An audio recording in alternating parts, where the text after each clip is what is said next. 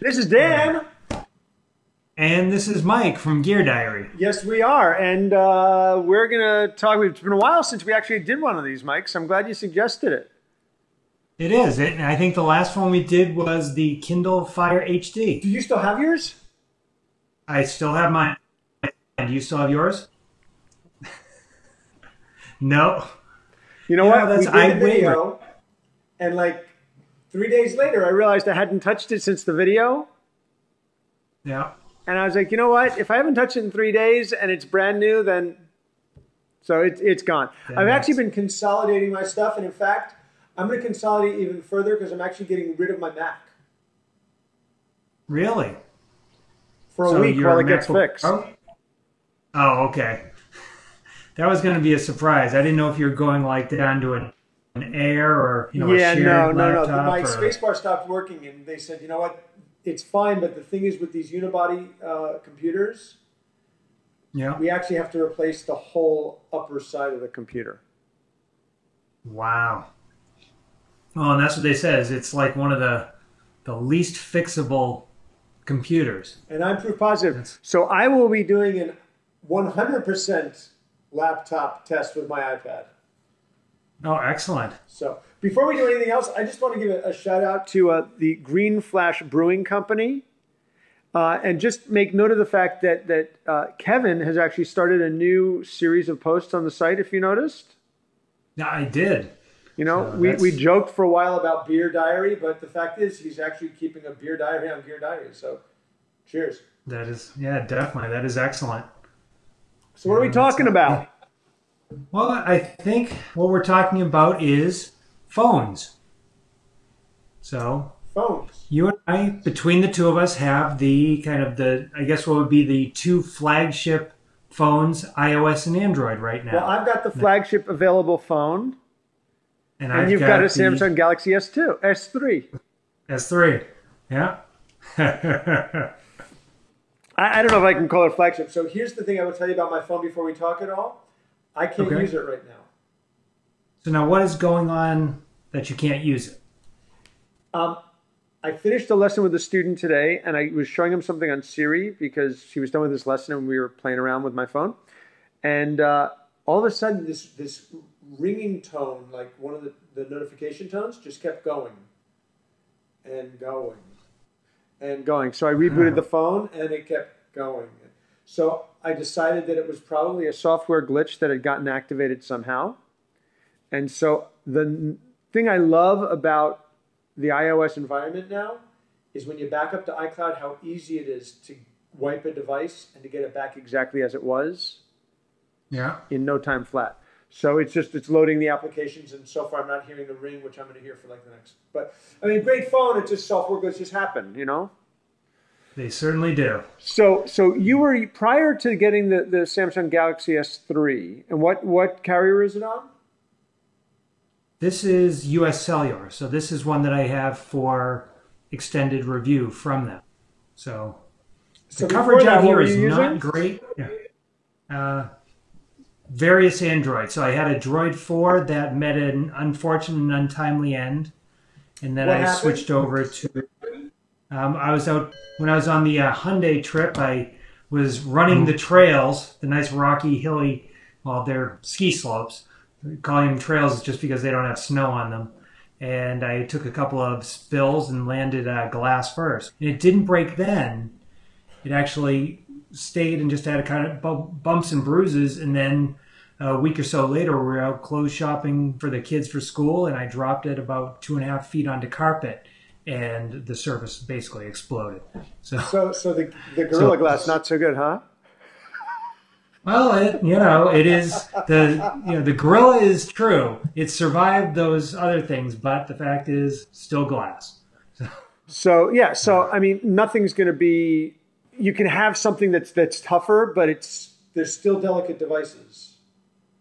Exactly. So what do you think of the Galaxy S3?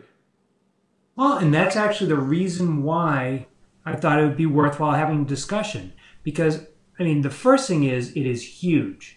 And just for comparison, on Verizon, because I do need to keep my Verizon thing going, I reactivated my Palm Pixie. So whoa, there's a blast from the past. I know. So there's a Where's Palm your Pixie. start at? Where's So I mean, the Palm Pixie is actually still fairly nice. It is mediocre hardware, just like when it was released, but it works. Yeah, it works fairly well. But I mean, when you look at the screen comparison, the overall size comparison, it's kind of hilarious. But this is huge, Right. and so I tend to wear button-down collars, and this sticks a good 3/8 of an inch out of the top Really? of shirts. So therefore, I do look like I'm in full dork mode when I carry this thing around with me. But on the upside is it's thin and it's actually pretty light, so that I don't care about dumping it in my pocket, and you can see it's sticking out. Wow, top. nice pocket protector. That's what it's. I may as well have the full deal going. So it's funny. But, I mean, so talk about the lightness of it, because I know somebody who has one and got an extended battery and actually likes it with the extended battery because they thought it was too light before that. I don't think it's too light. I mean, it's plasticky. I mean, it's a Samsung device. Sorry. Yeah, and that's the way it goes. But they do actually have like a metal band that wraps around it, and that kind of deceives you into having a non-plasticky feel around the edge. Right. But, and the other thing is that if you look at just like the center part, it's not all that thin. I mean, it's thin no matter what, but they did a really good job of tapering it, coming into the edge. And then if you look at the glass itself is actually smooth towards the edge. They actually shape that, so everything kind of create an illusion that it's smaller than it is. The illusion of thinness. So, but then the result is in your hand, and it reminds me of the discussion on the Kindle Fire, Right. where the new one is thicker than the old one, it's as thick, but because they really cut down the edges, it doesn't feel so bad. The new one is thicker than this one? I don't know if it's thicker than that one. It may be thinner, but it doesn't feel as much of a brick. Yeah, I've actually got the original Fire. It was sent to me by Forrest with their speaker, so that I could actually, because right now their app is Android. So with the review kit for the month, they sent this along with it so I could do it. And I started using it again. I'm like, this is the original Kindle Fire that I didn't love, and I'm like, you know what? This is not a bad device. But that's exactly. It's not a bad device, and given that it's a year old. And what's happened in the last year, it still doesn't. It's not too bad. So, what do you like most about the Galaxy S3? Because I mean, before we go on that, let's talk about the size again. Okay, so a lot of people are saying, actually, the student that I was talking with said, I wish that they'd done something more radical, just a little bit longer, but it's not that much bigger. It's not a radical redesign, which it's not, and it's not. But here's the thing: I'm really glad they made the decision they made. Because the commercial where they talk about the thumb goes from here to here, here to here, yeah, it's actually accurate. I mean, it's actually my experience. A phone like this Galaxy S3 or the HTC One X, I mean, they're great phones. They're fast. For me, they're too big. They're not comfortable to use. Yeah. And that's not too far off. I mean, that's if you look at, I can manage to reach across the screen all the way. But it's not something, I would never use this in one-handed mode. I just don't. Okay. I always pick it up and start, which I think is why the Galaxy Note works, because it's huge and you're never going to use it one-handed. So you pick it up and you start doing it. But it's not a smartphone. Right. It's a mini tablet. It's a mini tablet. And I actually get that size. I actually am really tempted to buy like one of the first generation Notes once the price drops the way that Android does when the new Android device comes out 2 months later. Yeah. Okay. So well, that's HTC's job there, but that's so I'm thinking about getting one, but it's a nice size. But I don't go into it thinking I'm going to have one-handed mode. This is one-handed mode. This is the Nokia, the Lumia 710. This is not a big phone. This is a much smaller phone than the iPhone. But it's comfortable to use in a hand, and I want my smartphone to be usable in a hand. Yeah. See, you have to think that the Pixie, the Droid Pro, the Droid 4, all the different smartphones that I've had since I started having them have all had a physical keyboard. Once you put on a physical keyboard, then you're automatically in two-handed mode. So for me, oh, that's really interesting.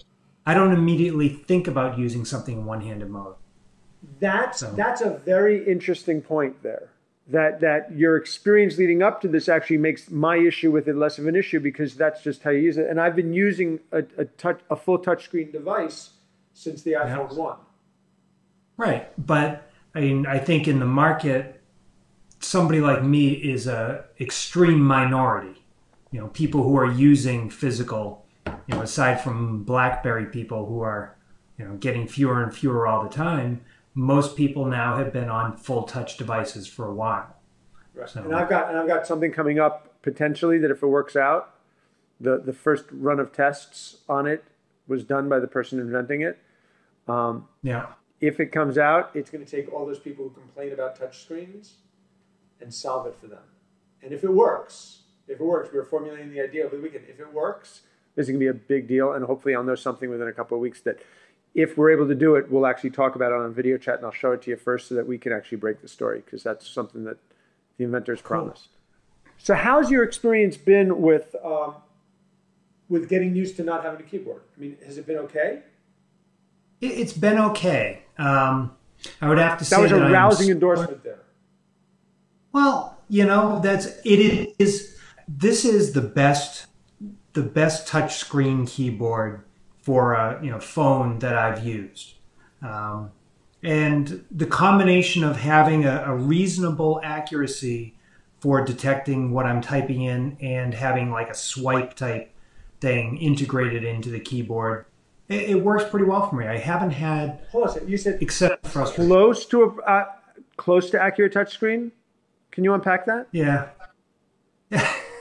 Yeah, there have been more than when I was signing up initially. Like Samsung has got it. I'm not sure if you're where I really was, and I know that they're integrating a lot of their own stuff. You know, so instead of having all Google services, which they do, they also have you signed up for about 13 different Samsung things: S-Mail, S-Voice, blah blah blah. And so when I was signing up for an account, I mistyped something, I used a standard username that I use, and I managed to mistype it. So, wow. And I didn't think about it. I went through the whole thing. I don't have that. Well, and I try not to judge too harshly, again, because I don't typically use a touch screen. I mean, I certainly know, I didn't do enough on the iPod Touch to ever really know exactly how accurate I could be. It was very accurate. And by the way, my iPod Touch shipped today, so. Oh, so the new one did ship. Oh, good. And the Nano too. So, yeah. Well, and that's... Someone's got to review this stuff for them. That's right. So I think the good news that I've been hearing, which hopefully you'll be able to reflect, is that this is the most iPhone-like iPod Touch yet. So It is the closest hardware, whereas the other ones were intentionally like a full year lagged hardware-wise. So this is the closest. So it may actually end up being more or less worth the amount of money they're charging for it. We'll see. Look, I went into it thinking, it's an important product in their lineup still until it's not, and I wanted us to be able to review stuff for it. And now that they have a good camera in it, like I'm going to Cuba in 2 weeks, and if it's here in time, which it will be now, I'll actually take it as my point and shoot. Right. Because I really don't feel like running around Cuba with my iPhone 5. Yeah. Just, So we'll see. But the touchscreen issue is really interesting to me because I've got my complaints about the iPhone and iOS and all that, but the accuracy of the touch has never been. I guess that's why I'm so comfortable with the touchscreen, is that it's immediately responsive and it's precise. And I don't think I would be nearly as happy or comfortable with it if it wasn't. Now, how did you find when you were using, because this is almost identical size to the HTC One X. Did you do a lot of... I found that the touch was not quite as accurate. Look, I mean, my history, you know this, but I didn't talk about it tons on the site. I sold my iPhone 4S planning on using the 1X or the Titan until the iPhone 5 came out. I And that used the lasted 1X for what, a week? Yeah. It's a great phone, but not for me. And I found it so frustrating that I put it back in the box. And it's great hardware, but and the issue wasn't the hardware for me. The issue was Android. So then I used the Titan, and I like it a lot. Also, it's a little immature, the OS. But I do, for me, the order of operating systems remains, iOS, Windows Phone, and then Android. I mean, I'll give you another example. I'm reviewing a ViewSonic. It has a 22-inch. It looks like a TV monitor, but it's also got Android baked into it. And I was super excited about it. It's a great piece of hardware for under $500. Great piece of hardware. But the being enamored with it wore off really quickly because the lag with Android and the touch wasn't, and that's not the hardware. Right. That's the software. And that's one of the things, one of the reasons I went back to the Pixie was I was at the same time playing with the good old the Nexus 7 tablet, which has Jelly Bean.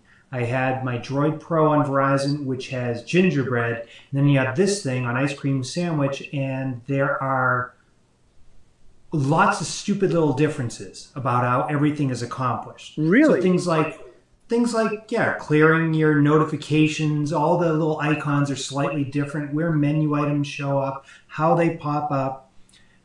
And that's once you get used to Jelly Bean really being kind of the most advanced of them, then going back to something different is frustrating. And then certainly going back all the way to 2 years ago to Gingerbread is really much different. And I think one of the annoyances, which I think has been discussed on the site, is although there are definitely forward steps between Ice Cream Sandwich and Jelly Bean, there are some things that feel like they just changed them. So rather than having, like in Jelly Bean, rather than having a thing that says clear, which they do have on here, you want to clear notifications, you push the button that says clear. They have something that looks like stairs. It's 4 little bars going up, connected together. You push that, and that kind of swipes them all to the side. And I looked at that, and it was in the exact same position, so I knew what it was going to do. But my thought was, on what planet does this mean clear? It just was not. I mean, that's the thing. It's like there are, like, from iOS 5 to iOS 6, there were changes. But if I'm using one and I go back to the other, like some of the stuff in the settings, you have to dig down the menus because they pulled some stuff up. But it's not radically different, and it goes back to my issue over and over again, and why, and I started out when I was saying this, being disparaging and jokingly disparaging, saying that Android is the Windows Mobile of 2012. Yeah. I'm not really kidding. I mean, that was my experience with Windows Mobile. With each half-point upgrade, things changed so radically, and it was so much work. And it is why I really, I keep going back to iOS devices, is that they just work. It does. If it doesn't need a radical change, and that's so many people, and it's not really so many people, but as the kind of techies say, oh, it's boring, it's whatever. It is boring. That's great. Boring works. Yeah, boring works, and what gets me unbored is that there are always new applications coming out. Right. Speaking of which, if you're the developer behind Kingdom Rush, I want Kingdom Rush version 2. I'm bored. You're still playing that? I am. It's yeah. Yeah, and I don't tend to stay on games nearly that long. Yeah. I do go back though. Field Runners, Plants vs. Zombies, I'll revisit every 6 months. I played Plants vs. Zombies so many times that I couldn't do it again. Yeah. So what? Okay, so the Galaxy S3, favorite feature or features? Favorite, few favorite features. The screen is gorgeous, but guess what? Hulu doesn't work on here, so you're screwed for that. Well, why? because it's Android. And Android apps don't work on all devices. It'll get there. So it works on the S2 now, but it doesn't work on this. So the screen is nice, but two things I like. One is the data efficiency. I'll be in an area where Wi-Fi is low, an area where I work, Wi-Fi is low and I'm on 1x signal, and yet it's downloading data. Somehow it's managing where it really shouldn't be able to pull anything down. It does a really good job compared to, say, I would notice compared to, say, the Droid Pro. I would have better signal, but faster download on the Galaxy. The other thing is the camera. This thing takes really good shots. Again, I haven't had an iPhone, but we were at a marching band thing for my son this past weekend, and I was able to zoom all the way in to get across the field, and I was really pleased with the shots. So it was comparable to, like a 3x optical zoom on a point and shoot. So I was very pleased with that. And then the other thing is speed. This thing it's really fast, and I haven't noticed the mystery slowdowns. And that's, my entire experience with Android is also those, you press a button and you're waiting for something to happen.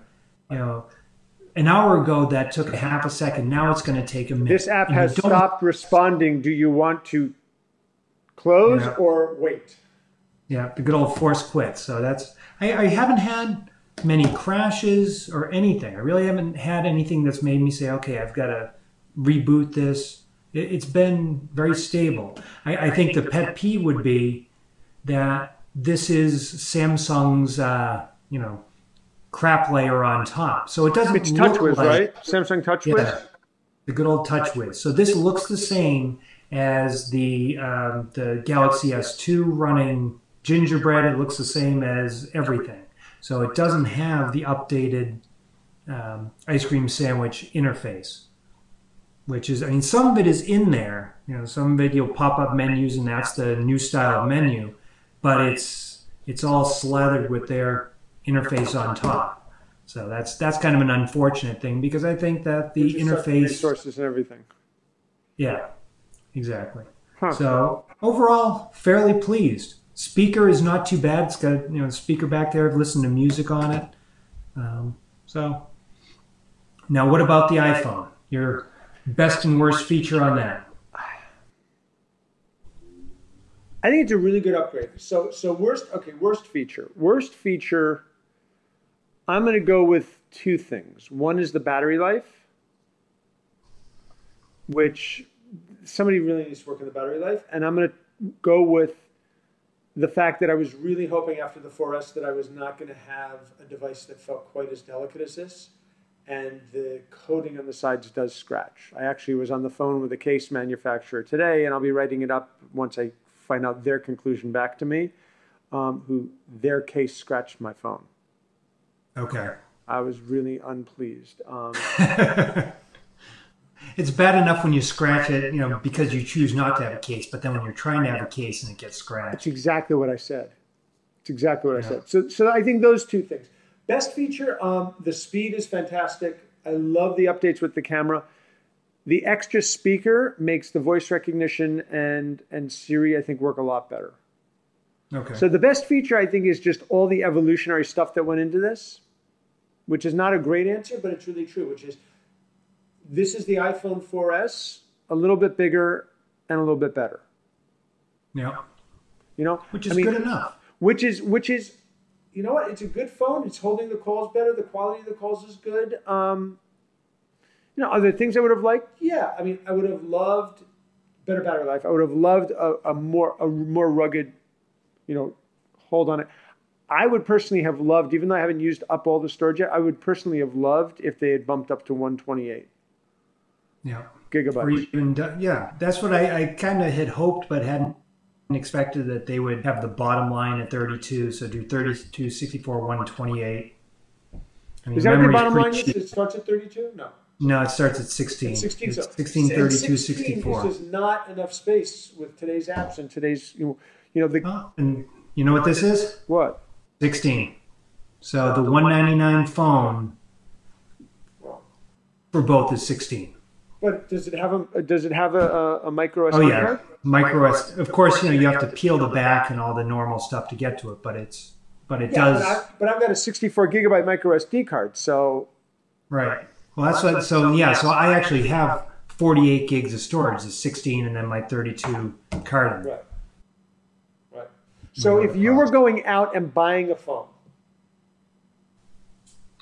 what would you buy now? I'd get the iPhone 5. Really?